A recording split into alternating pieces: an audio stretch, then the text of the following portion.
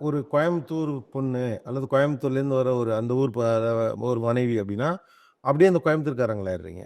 அப்புறம் வட சென்னையிலேருந்து ஒரு அம்மா அப்படின்னா, இப்ப ஜேபேபி மாரி படத்துல, அந்த மாடுலேஷன், அந்த பாடி லாங்குவேஜ், அந்த முகத்த வச்சுக்கிற தொனி.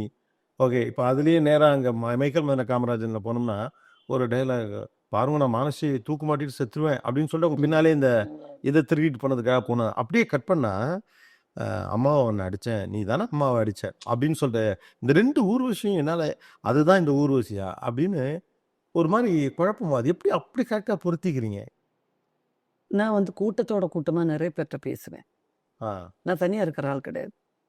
மதுரைக்கு போனா மதுரைக்காரங்களோட சேர்ந்து அவங்களோட உட்காந்துப்பேன். ஆ, கொஞ்ச நேரத்துல அந்த ஸ்லாங்க்கு ஆயிடுவேன். "தாயி ஆ. அப்படிதான் சொன்னாளா? வந்து" அப்படின்ட்டு ஆயிடுவேன் நான். ஸோ அது என்னுடைய படங்கள்ல நான் யூட்டிலைஸ் பண்ணிப்பேன். கோயம்புத்தூருக்கு போய் ஃபர்ஸ்ட்டு படத்து இறங்கும்போது, நாங்க ஒரு வண்டி நிக்குது, ஒரு மாட்டு வண்டி. நடுவுல குறுக்கால நிக்குது. போனவர் மெட்ராஸ் டிரைவரு. இல்ல அந்த ஊர் டிரைவர் தான். ஈரோட்லேருந்து வந்த டிரைவர் தான். அவரு இறங்கி நான் சொன்னேன், "அங்கிள் கொஞ்சம் கேட்டு பாருங்க அங்கிள், வண்டி ரொம்ப நேரமா நிக்குதுங்க." அப்படின்னா அவர் இறங்கி, "ஏன் முருகேசு 1 1/2 வண்டியாடா இது?" அப்படின்னாரு. எனக்கு டவுட்டு 1 1/2 வண்டி, 2 1/2 வண்டி கணக்கு என்ன? நம்ம மெட்ராஸ்ல எல்லாம் 1 வண்டி, 2 வண்டி தானே. ஸோ 1/2 வண்டி எங்க போச்சுன்னு எட்டி பார்க்குறேன் நான். இது எங்க 1 1/2 வண்டி இருக்கு? அப்படின்னு அவரு "என்னது இல்லைங்க.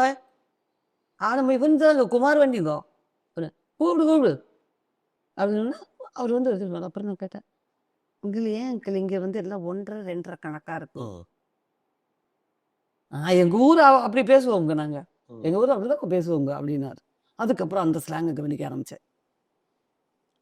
கொஞ்சம் தூரம் போனாக்கா ஒருத்தன் அப்படி குனிகிறான். ஏன்னா இதுக்குள்ள சோளக்காட்டுக்குள்ள அவரு ஏதோ பாத்ரூம் போறாரு. அதனால இப்படி பதுங்குனாரு. நாங்க பொம்பளைங்க தலைய பார்க்கவும். "அட ஏன்டா பம்புற?" அப்படின்னாரு. "என்ன பம்புற?"